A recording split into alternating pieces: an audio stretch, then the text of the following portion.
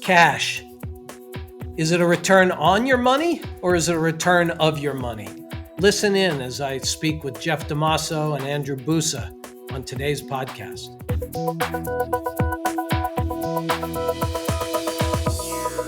Hello, this is Dan Wiener, co-founder and chairman of Advisor Investments, and I'm here with another Advisor You Can Talk To podcast.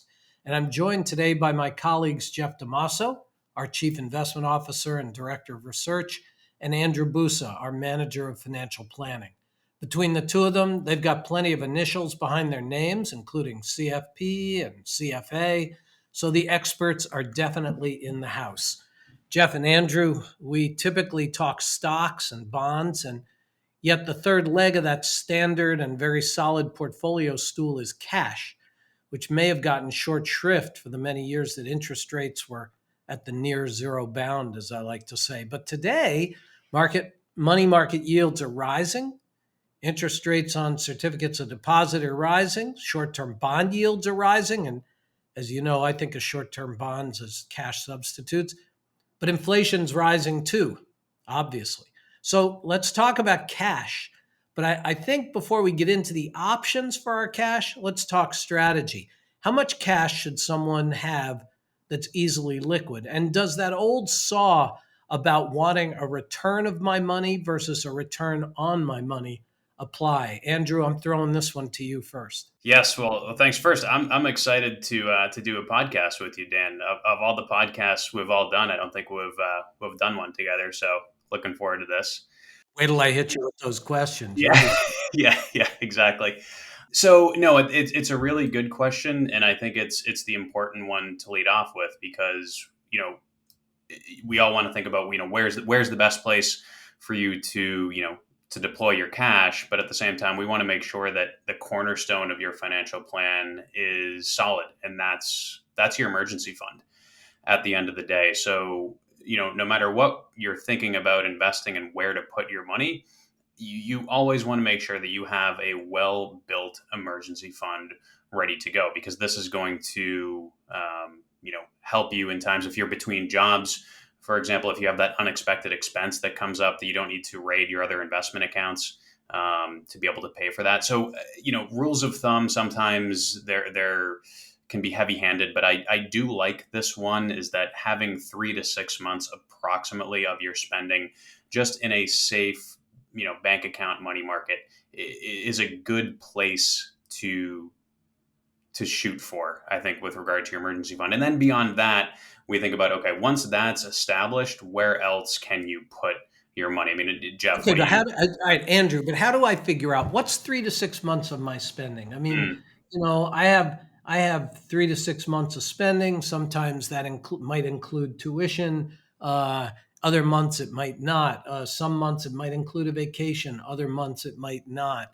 And as you said, and I agree with you, rules of thumb are very hard to use because they mhm, apply to different people in different ways. So yep. tell me a little more about both the rule of thumb, but also how you define 3 to 6 months of expenses.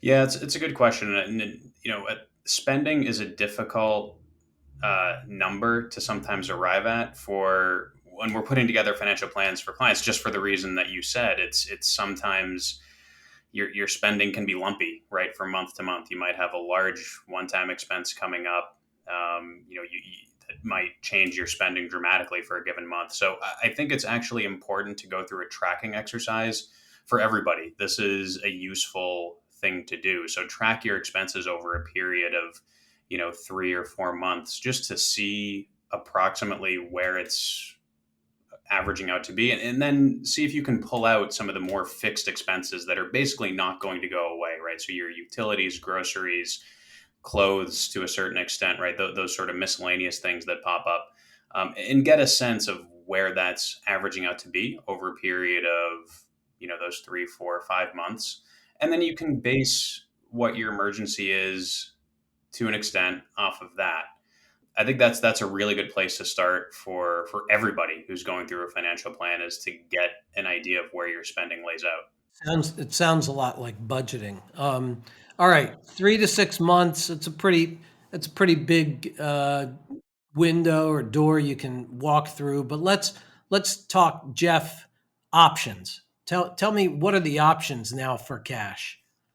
And how do we think about each of those? And Andrew, chime in. Yeah, I'll start here on cash and options. And if we're talking about your emergency fund, the standard advice is going to be to keep it liquid and keep it safe.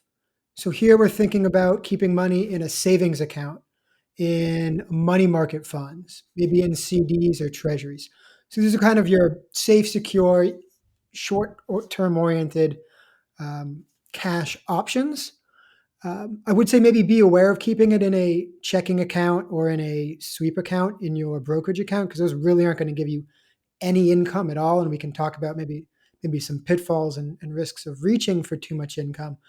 But the banks really haven't adjusted checking accounts interest rates up as the Fed and other interest rates have moved. So you can probably do a little bit better looking at savings account, money market funds, CDs.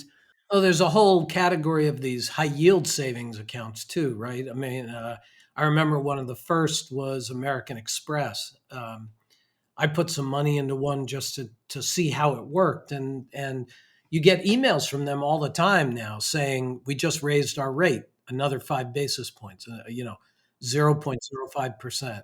And that feels good, and it's nice to be earning a little bit, but I think that comes back to your comment at the beginning, Dan, about getting the return of your money is what's the most Hmm. paramount here when it comes to your emergency fund. I would say though, it really depends on your risk tolerance. So while I say keep it as safe and liquid as possible, for me personally, in my emergency fund, I take a little bit more risk using something like an ultra short term bond fund. And this is a bond fund that owns bonds that mature every 1 to 2 years. So it rolls over a lot. It's generally pretty safe, but it does fluctuate. It is not cash. Its price will move up and down. But for me, I look and say, okay, if my emergency fund is down 2%, that's not an emergency. Even if I need to go tap it, that wasn't a magic number that I knew I needed to hit. It was just, a ballpark figure of what I thought I might need to help cushion my financial situation should I run into a hard time. I agree with you on short-term bond funds or ultra-short bond funds, and yet I keep a ton of cash in cash, and I just figure that's money. It is completely liquid. I can write a check on it or wire it tomorrow, and it will be there. I don't even have to wait a day to sell my fund to get it. So there's more than one way to skin this cat. Andrew, you were looking like you wanted to say something on this. I was thinking, and this is sort of the art of side of financial planning. And we talked about rules of thumb at the beginning, going through a financial plan with somebody, and we've done this with so many clients, you find that there are different levels of comfort with where somebody wants their cash position to be. So yes, as a starting point, sure, 3, 6, 7 months is a good place to be. Uh, but it's okay to have more than that. And it could be okay to have a little bit less than that, depending on how the rest of your financial situation looks and just your general comfort with running a little bit thinner potentially on your checking and savings or something like that. So those sorts of things are acceptable within sort of a target range. It just needs to be taken into account with your broader financial picture. With inflation has been running so high lately, there has been just a ton of articles and talk of I bonds. Um, but I often think that these articles are sort of missing one of the big pictures here. These things are not liquid, are they? They're very safe, but they're not liquid. Wouldn't you say, Jeff?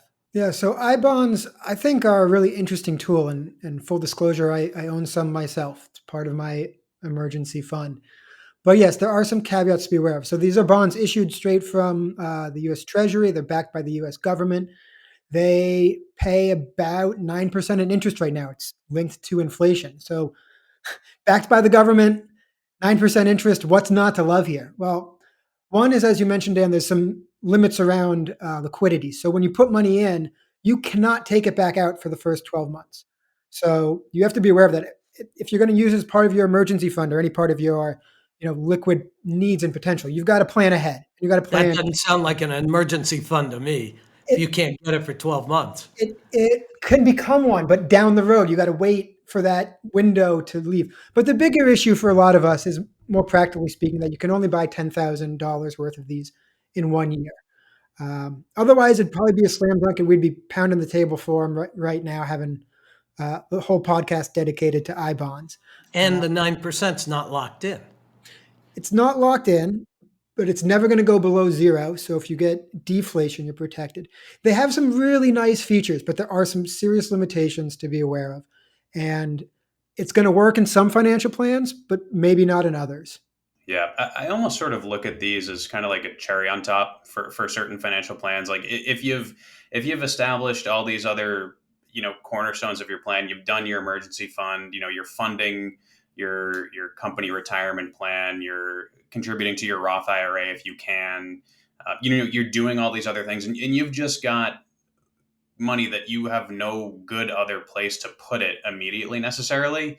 Sure, I bonds could be a great place to go. You get $10,000 in there potentially. You're getting that higher rate of interest hopefully over the next year. It could be a good place to end up. Now, it is worth saying you don't have to put $10,000. Correct. You can Yes. buy 1,000 or 2,000. But I think it's also very important to say that 9% interest that they're paying today is only good for 6 months. They reset every 6 months, and if inflation comes down, as many people suspect it may in the next 6 months, when they reset, you could be reset to 4%, 3%, 2, 5, whatever it is. That the 9% interest for 6 months is what I think has caused so much interest in these things all of a sudden. But easy come, easy go. Well, Right. Yeah. We didn't hear much about I bonds, the few years before, right? I don't think I ever heard them mentioned by anybody. but let's hold on. Let's pull on the thread about that yield, that 9% number, because it is attractive right now, right? And I think that points to one of the risks that people make when it comes to their cash is Mhm. really reaching for yield. Now, okay, I bonds are a little bit unique because these are backed by the US government. So you're not taking on credit risk. And Dan, you mentioned savings accounts, high yield savings account, and getting an email about the interest rate going up. It's Mhm. going up, but right now we're probably talking, 1 point something percent. This isn't Absolutely, yeah. right. This isn't gonna change your investment horizon.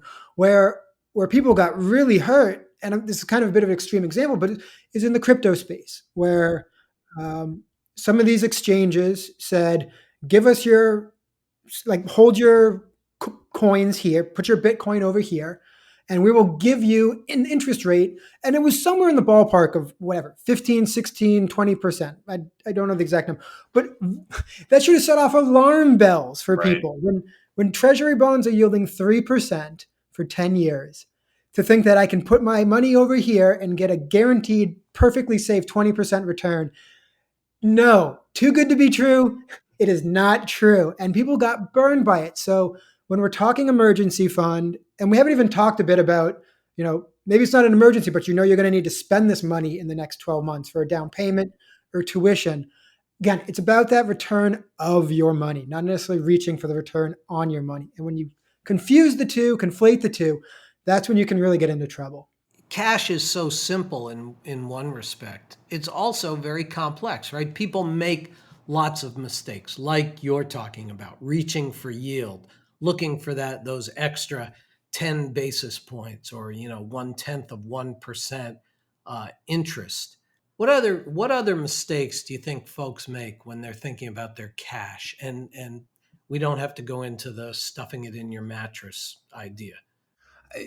One thing that comes to mind is sometimes holding a lot of cash can almost give you a sense of feeling more wealthy in a way, if you kind of know what I'm talking about. Sort of, I don't have to worry about what's going on out there in the world because I've got a very, very large stash of cash in my bank account. Whereas, I mean, you both are very well versed in looking at the long term returns of cash versus investing in the market. It doesn't work out so well over time. So I think sometimes too much cash can sort of give a false sense of security, if that makes sense. Again, it all depends on the context of your own financial plan. But I've seen that be sort of one thing doing, the financial planning exercise with clients of Well, saying all like, you have to do is talk inflation, right? exactly. Particularly right now. Hmm. With inflation running at 9%, we're going to get a new read on that in a couple of days. But um, yeah, Yeah, I totally agree.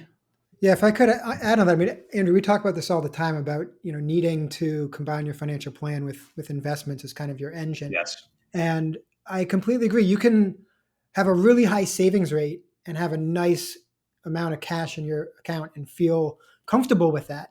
But we know that over the long term, I mean, you're going to have a crazy high saving rate if you're hoping to Yeah. save your way to retirement over the course of a lifetime. You really do need that investment portfolio to help power you on and grow your portfolio. And to Dan's point, keep up with inflation. I mean, that's the big risk if we're talking 10, 15, 20 plus years. It's not the next Right. bear market, it's Yep. inflation. There's a couple other mistakes that I think people make with cash. One of them is that they use cash for charitable giving, Mm, right? hmm. Big mistake. I mean, our clients are an incredibly generous group, and there is a lot of charitable giving that our clients do for all sorts of groups and religious organizations, what have you. But giving cash is a huge mistake. Yeah. Andrew, you want to, I mean, you're well versed in this. I'm glad you said that because I remember back to it was a seminar that I attended, and the presenter, she had a line that always stuck with me, is that cash is the most expensive asset that you can give, and I think it's a really good point to think about, is that there are many more efficient ways from a tax perspective that you can donate your assets. So we talk about a lot of times qualified charitable distributions, or QCDs, with folks. So this is where if you are above the age of 70 and a half, you can make gifts directly from your IRA to a qualified charitable organization. That's a wonderful way to give, very tax efficient if you're able to do that. And of course, there's always the old favorite of highly appreciated securities, right? So you're able to give those and sidestep some of the capital gains that you otherwise would have to pay. So that's really important there, to work with your advisor, your tax preparer, whoever needs to be involved in that decision, to make sure that you're doing the best thing for your financial well-being. But that's where, I mean, in some respects, you could say that's a place where you can earn a 30% return, right? Sure. By giving away appreciated stock or other assets rather than giving cash. The flip side of that is how do you build cash in your accounts? And one of the techniques that we talk about a lot with our clients is when they begin to need more cash than they have in the past, we tell them, let's take your distributions from your mutual funds, from your bonds, what have you. Let's take them in cash rather than automatically rolling it over or reinvesting it. And you can build cash that way. And then if you have too much cash, you can redeploy it into your portfolio as you see fit. But for as simple as cash is, there are actually quite a lot of strategies around both building it up and shipping it out, right? Hmm. Yeah, for sure. And another use of cash that we've seen over the last year and a half has been Roth conversions. So this is something to keep in mind too, as a potential use for cash if folks are considering doing this. Is that, and we talked about this in the webinar that we recently did, and I know we've hit it on previous podcasts. But if you're looking to do Roth conversions, one thing that could really mess up your strategy is if you don't have the cash on hand to pay the tax on the conversion that you want to do. And there's more to cover there, and that we could go in depth on Roth conversions. But if you're not paying the tax on a Roth conversion with cash, give a second thought on whether it makes sense to do that conversion. All right. Anything else, y'all? I can't believe that we've been talking this long just about cash, but that's really how important it is. Anything else really about inflation? I mean, inflation and cash.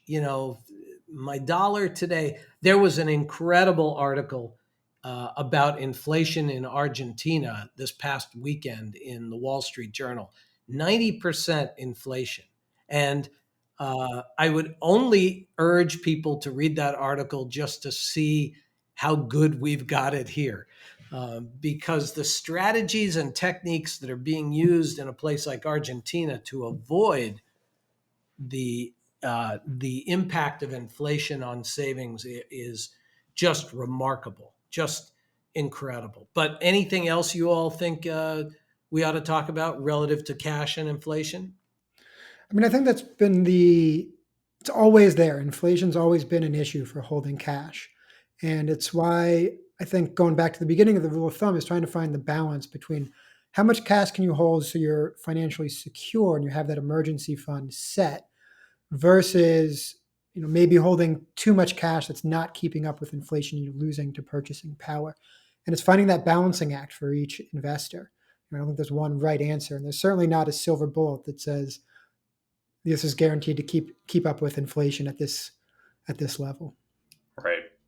And, thinking back just to the beginning of the episode, I probably should have mentioned the fact that you have to be in touch with what your financial goals actually are, especially over the next 1, 2, 3 years when it comes to, thinking about cash versus inflation, how much to hold.